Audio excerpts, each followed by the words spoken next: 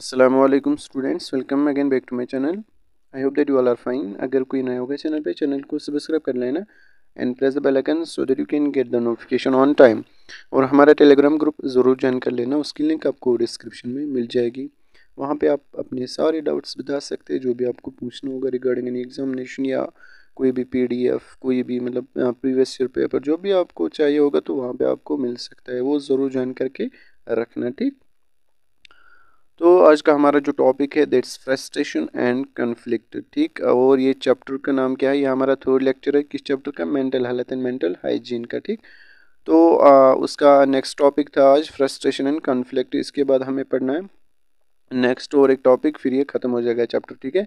फिर मैं इस सारे चैप्टर का PDF एक ही सेंड कर लूँगा, ठीक। तो चैप्टर होने के बाद मैं उसको सेंड करूँगा टेलीग्राम ग्रुप पे, ठीक। वो ज्वाइन करके आप ज़रूर रख लेना। तो चलो हम अपने टॉपिक को स्टार्ट करते हैं। पहले हम देखेंगे फ्रस्ट्रेशन के बारे में, उसके बाद कन्फ्लिक्ट के बारे में, ठीक। और तो सिलेबस में है टाइप्स ऑफ कन्फ्लिक्ट और role of nurse in reducing frustration and conflict. ये हमारा आज का टॉपिक है। देखो पहले हम पढ़ेंगे फ्रस्ट्रेशन, उसके बाद कन्फ्लिक्ट, उसके बाद types of conflict. Types of frustration आपके सिलेबस में नहीं है तो इसको छोड़ देना, ठीक है। उसके बाद हम पढ़ेंगे role of nurse in reducing frustration and conflict, ठीक है। तो हम पहले फ्रस्ट्रेशन के बारे में पहला थोड़ा पढ़ेंगे, ठीक है। आपको मतलब दिमाग में आया ही होगा फ्रस्ट्रेशन का मतलब क्या हुआ। The frustration has been derived, the frustration word, ठीक है, has been derived from a Latin word that's frustra, ठीक है। इसका मतलब क्या हुआ, जो ये फ्रस्ट्रेशन है ये लैटिन वर्ड है, ठीक है।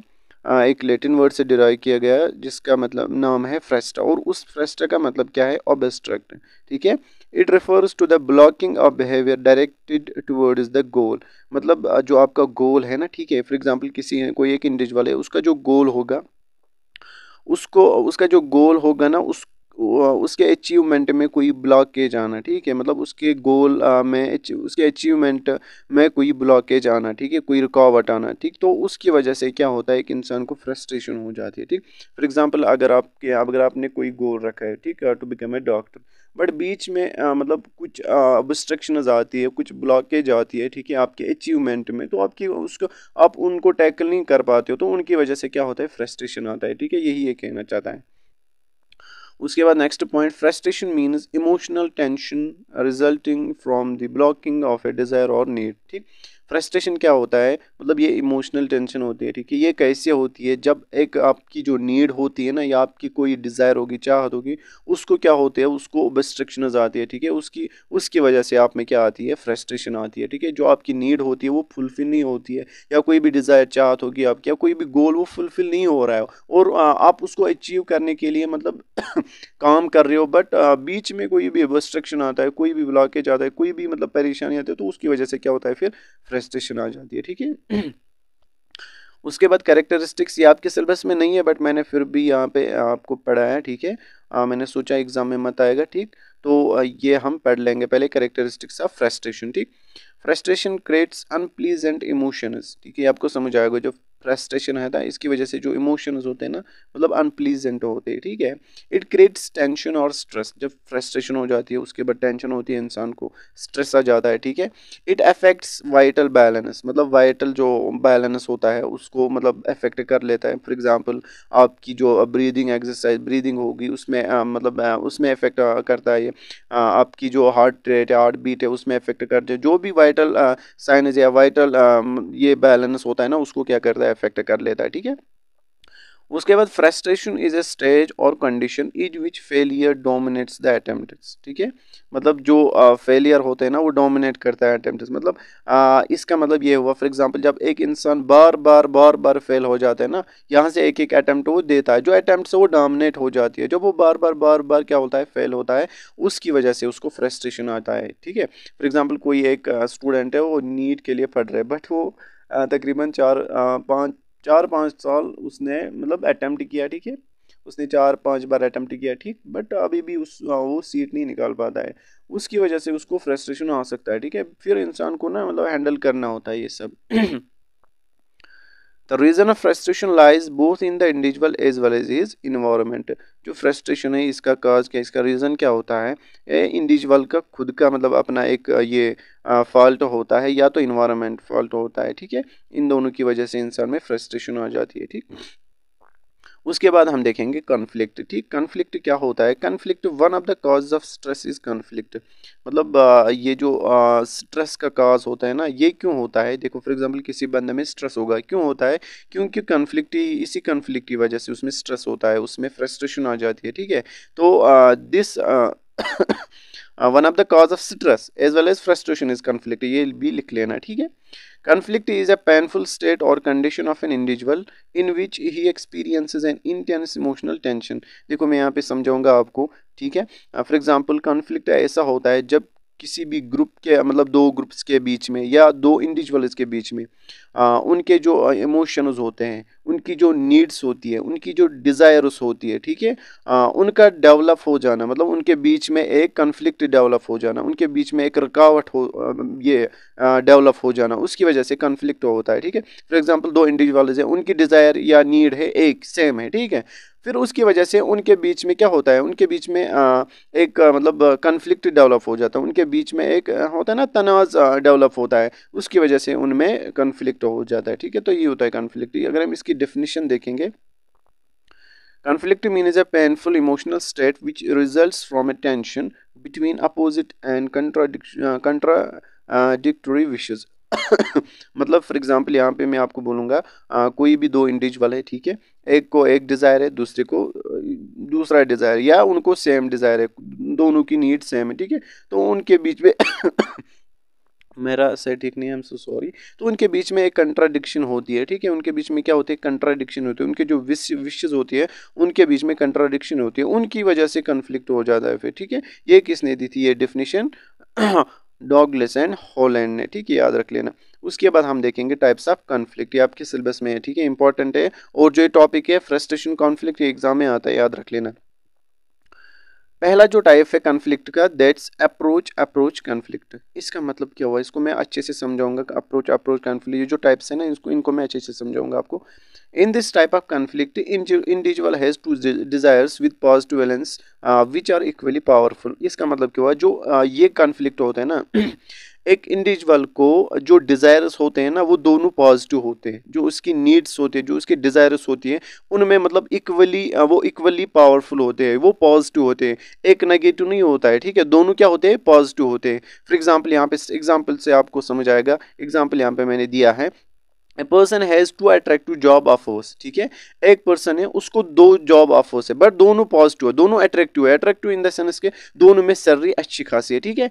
And he has to choose one of them, tension rise, ठीक है। तो उसको क्या करना है, एक ही राइज करनी है, बट दोनों अट्रैक्टिव है, दोनों में सैलरी सेम है, बट जॉब तो डिफरेंट होगी ना। मतलब किसी को मतलब फॉर एग्जांपल कुछ ये काम करना होगा, किसी को दूसरी काम करना होगा, ठीक है। तो जॉब सेम है, जॉब डिफरेंट है, बट अट्रैक्टिव है दोनों, सैलरी सेम है दोनों को, तो उसको दोनों में से एक चूज करना है। तो उसको क्या हो सकता है, वहां पे टेंशन अराइज होती है, उसकी वजह से कॉन्फ्लिक्ट हो सकता है, ठीक है। तो ये क्या है, अप्रोच कॉन्फ्लिक्ट, ठीक। ये इसी में है। Such conflicts are not so harmful. ये जो अप्रोच कॉन्फ्लिक्ट्स होते हैं ये हार्मफुल नहीं होते, लीस्ट स्ट्रेसफुल होते हैं, थोड़ा सा स्ट्रेसफुल होते हैं, क्योंकि इसको दो में से एक चुनना है, ठीक है। बट सैलरी दोनों की सेम है, अट्रैक्टिव दोनों है, बट जॉब होगी डिफरेंट है, ठीक है। because after selecting one the other one automatically loses its importance to him। देखो यहाँ पे जब एक फॉर एग्जांपल मुझे दो ऑफर्स है, ठीक है, जब मैं एक चूज करूंगा जो दूसरी है वो फिर मेरे लिए कोई इंपॉर्टेंस नहीं रखती है, यही ये बोलना चाहता है, ठीक है। ये किस में आता है, अप्रोच कॉन्फ्लिक्ट में। अब नेक्स्ट टाइप है इसका, दैट्स अवॉइडेंस कॉन्फ्लिक्ट। इसका मतलब क्या हुआ, individual faces with two goals both with negative valence. मतलब आपने यहाँ पे पढ़ा होगा ना, इसमें इन्वायरमेंटल केमिस्ट्री में आता है, या आपने 12th ये जो बायोलॉजी है ना उसमें भी पढ़ा होगा, ठीक है। आपने कॉमेंसलिज्म एंड एमेंसिलिज्म पढ़ा होगा। कॉमेंसलिज्म मतलब जिसमें एक का फायदा होगा, दूसरे का कोई फायदा नहीं होगा, और एमेंसिलिज्म एक का नुकसान, ठीक है, दूसरे का फायदा नहीं, ठीक है। अब यहाँ पे देखो अवॉइडेंस का मतलब यहाँ पे है दोनों को मतलब नुकसान है। ये किस में होता है? जब दोनों को नुकसान होता है कंपटीशन में, ठीक है। यहाँ पे दोनों को नुकसान होता है। मैंने ऊपर क्या बोला, यहाँ पे दोनों पॉजिटिव है, ठीक है, ये म्यूचुअलिज्म है, ठीक है। तो ये म्यूचुअलिज्म में एग्जांपल दे रहा हूँ आपको समझाने की, ठीक है। तो यहाँ पे जो ये है ना अवॉइडेंस, अवॉइडेंस, इसमें आप एग्जांपल दे सकते हैं कौन, दिस कंपटीशन, क्योंकि दोनों में मतलब नुकसान है, ठीक है। तो दोनों नेगेटिव है। इसमें जो इंडिविजुअल्स के जो नीड्स होते हैं, डिजायर्स होते हैं ना, उनमें दोनों में नेगेटिव बैलेंस है, ठीक है, दोनों नेगेटिव है। फॉर एग्जांपल से आपको समझ आएगा। At time the individual is forced to choose one among two negative goals. In such conflicts both are unwanted goals but he can not keep quiet without opting also, ठीक है। यहाँ पे क्या बोल रहा है, फॉर एग्जांपल कि कभी कभार एक इंसान को ना दो में से एक चूज करना है, ठीक है, दो गोल्स में से एक चूज करना है, बट दोनों गोल्स नेगेटिव है, ठीक। बट उसको मतलब क्वाइट नहीं करना है, he has to choose one of them, ठीक है, उसको जरूरी, he must have to choose one of them, ठीक। तो उसको ऑप्शन वहां पे कुछ चूज करना है, ठीक। फॉर एग्जांपल यहाँ पे है, a man must work at A job. एक इंसान को फॉर एग्जाम्पल वो जॉब कर रहा है, ठीक, उसको जरूरी उस मतलब जॉब उस वहाँ पे उसको जरूरी जॉब करना है, ठीक है, उस इंसान को वहाँ पे जरूरी जॉब करना है, इसीलिए बोल रहा है he must work at A job which he dislike. But वो जॉब कर रहा है ना, वो उसको पसंद नहीं है, वो उसको डिसलाइक करता है वेरी मच, और else he has to remain unemployed, या तो उसको एम्प्लॉयड। देखो यहाँ पे दोनों नेगेटिव है ना, एक तो उसकी वजह से उसको मतलब जॉब छूट जाएगी अगर उसने छोड़ दिया, और वो अनएम्प्लॉयड रहेगा, फिर उसकी वजह से बहुत सारी प्रॉब्लम हो सकती है, ठीक है। तो यहाँ पे दोनों नेगेटिव है, नेगेटिव बैलेंस है। आपको समझ आया होगा, ठीक है, अपडेट आपको समझ आया होगा। यहाँ पे एग्जांपल अच्छी है, मैंने आपको बोला है कि इंसान है, उसको जॉब पे जाना है, ठीक है, जरूरी जाना है, बट वो उस जॉब को पसंद नहीं करता है, ठीक। या तो उसको जॉब करनी है या तो उसको नहीं करनी है। अगर नहीं किया तो एक तो उसको उसकी मतलब उसकी जो जॉब है, एक तो वो भी छूट जाएगी और वो अनएम्प्लॉय रहेगा, ठीक है। Here the individual is caught between two repelling threats, fears और situations, ठीक है। यहाँ पे जो इंडिविजुअल है उसको मतलब लाते हैं between two repelling threats, मतलब उसकी जो उसको ऐसे दो थ्रेट्स दिए जाते हैं या फियर्स दिए जाते हैं जिसकी वजह से मतलब उसको रिपेल करना पड़ता है, मतलब जो उसको रिपेल करते हैं, ठीक है। मैंने आपको एग्जांपल से समझाया, ठीक। उसके बाद नेक्स्ट थर्ड हमारा जो टाइप है कॉन्फ्लिक्ट का, दैट्स अप्रोच अवॉइडेंस कॉन्फ्लिक्ट। पहला हमने क्या पढ़ा, अप्रोच, ठीक है। उसके बाद अवॉइडेंस कॉन्फ्लिक्ट। अब थर्ड क्या है, अप्रोच अवॉइडेंस कॉन्फ्लिक्ट। आपको ये समझ आया होगा, ठीक है। यहाँ पे पॉजिटिव भी होगा और नेगेटिव भी होगा, और वहाँ पे एक एग्जांपल तो जैसे कि मैंने आपको बोला, कंपटीशन दैट्स बोथ नेगेटिव, ठीक है, और म्यूचुअलिज्म दैट्स बोथ पॉजिटिव, ठीक है। अब एक का फायदा दूसरे का नुकसान, ये बता दो। कोई एग्जांपल आप सोच लेना, कमेंट सेक्शन में बता देना, ठीक है, प्लीज आप कमेंट सेक्शन में बता देना। This is also most complex conflict and very difficult to resolve, ठीक है। यहाँ पे मतलब ये भी एक ये जो कॉन्फ्लिक्ट है ना, ये अप्रोच अवॉइडेंस कॉन्फ्लिक्ट, ये भी एक डिफिकल्ट कॉन्फ्लिक्ट है, कॉम्प्लेक्स कॉन्फ्लिक्ट है, ठीक है। इसको डिफिकल्ट रिजॉल्व करना है, क्योंकि because in this type of conflict a person is both attracted and repelled by the same गोल, ठीक है। यहाँ पे ये एक पॉइंट याद रख लेना, गोल सेम है, ठीक है, गोल सेम है, बट उसको ये गोल अट्रैक्टिव भी करता है और रिपेल भी करता है, ठीक है। आप आई होप दैट आपको ये समझ आया होगा, ठीक है। यहाँ पे गोल क्या होता है, सेम होता है, बट ये जो गोल है ये एक इंडिविजुअल को अट्रैक्टिव भी करता है और रिपेल भी करता है एट द सेम टाइम, ठीक है। फॉर एग्जाम्पल यहाँ पे एग्जाम्पल है, Here the goal objective will have both positive and negative valence। ये मैंने आपको समझाया, दोनों यहाँ पे पॉजिटिव भी होते हैं और नेगेटिव भी होते हैं वैलेंस, ठीक है। The positive valence attracts the person, ये आपको समझ आया होगा, ठीक है। जो पॉजिटिव वाला है वो अट्रैक्ट करेगा पर्सन को, एक इंडिविजुअल को, but as he approaches the negative valence repels him back, ठीक है। जब ये पॉजिटिव की तरफ जाता है ना, बट जो उसका नेगेटिव वैलेंस है वो उसको पीछे ले जाता है, बैक ले जाता है, ठीक है। Which leads to frustration and tension, उसकी वजह से उस इंसान को क्या होता है, मतलब फ्रस्ट्रेशन हो जाता है जब वो पॉजिटिव की तरफ जाता है, बट जो उसका नेगेटिव वैलेंस है उसको पीछे मोड़ देता है, ठीक है। उसकी वजह से उसमें फ्रस्ट्रेशन एंड टेंशन डेवलप होती है। फॉर एग्जाम्पल से आपको समझाता हूँ यहाँ पे, द सैलरी इज अट्रैक्टिव, ठीक है। सैलरी क्या है, अट्रैक्टिव, एक जॉब है, ठीक है, उसको ऑफर है, बट जो उसकी सैलरी है ना वो अट्रैक्टिव है, अच्छी खासी है, ठीक। But at the same time he is repelled back as the job is very risky, ठीक है। तो अगर वो जॉब करेगा, ठीक है, तो वेरी रिस्की है। फॉर एग्जांपल जैसे कि जो ये होता है ना, ट्रेन में काम करते हैं या किसी भी फैक्ट्रीज में काम करते हैं, ठीक है। फॉर एग्जांपल मैं आपको बोलूँ सीमेंट फैक्ट्री में काम करते हैं, तो वो थोड़ा सा रिस्की होती है, ठीक। यहाँ पे उसमें बहुत सारी सैलरी उसमें अट्रैक्टिव होती है, अच्छी खासी होती है, बट यहाँ पे जो जॉब है वो रिस्की है, ठीक है। तो जो सैलरी है उसको क्या करेगा, अट्रैक्ट, दैट्स पॉजिटिव वैलेंस, और जो उसकी मतलब उसका जो जॉब है वो रिस्की है, वो क्या उसको रिपल करेगा, that's negative valence. I hope that आपको समझ आया होगा, ठीक है, एग्जाम्पल से आपको अच्छे से समझ आया होगा। उसके बाद लास्ट जो हमारा दैट्स इसका टाइप है मल्टीपल अप्रोच अवॉइडेंस कन्फ्लिक्ट। इसका मतलब क्या हुआ, some of the situations in life we come across will involve both positive and negative valence of multiple nature, ठीक है। मल्टीपल नेचर के होते हैं पॉजिटिव एंड नेगेटिव वैलेंस ठीक, यहाँ पे मतलब मल्टीपल होंगे positive valence and negative valence, किसमें, मल्टीपल अवॉइडेंस और दिस अप्रोच कॉन्फ्लिक्ट में, ठीक। फॉर एग्जाम्पल यहाँ पे एग्जाम्पल है अच्छी है, मैंने अच्छी यहाँ पे ली एग्जाम्पल है एक, a woman is engage to be married, एक मतलब वुमन है उसको क्या करना है, शादी करनी है, ठीक। The marriage to her has positive valence, जो मैरिज है ना उसके लिए वो पॉजिटिव वैलेंस है, क्यों, क्योंकि जो ये मैरिज है ये उसको प्रोवाइड करेगा सिक्योरिटी टू हर लाइफ, ठीक है। And marrying a person whom she loves very much, वो उसके साथ कर रहे हैं शादी जिसको वो बहुत ज़्यादा प्यार करते हैं, ठीक है। तो ये सिंपल है, ठीक, तो इसीलिए ये उसके लिए पॉजिटिव वैलेंस है। अब नेगेटिव क्या है यहाँ पे देखो आप, suppose on the other hand if the marriage is repellent, marriage क्या था, रिपेलेंट, क्यों, कैसे, to her because she has to quit her attractive job, यहाँ से देखो यहाँ से उसको जॉब छोड़ना है मैरिज के लिए, ठीक है। ये क्या बन गया इसके लिए, रिपेलेंट, ये क्या बन गया, नेगेटिव वैलेंस।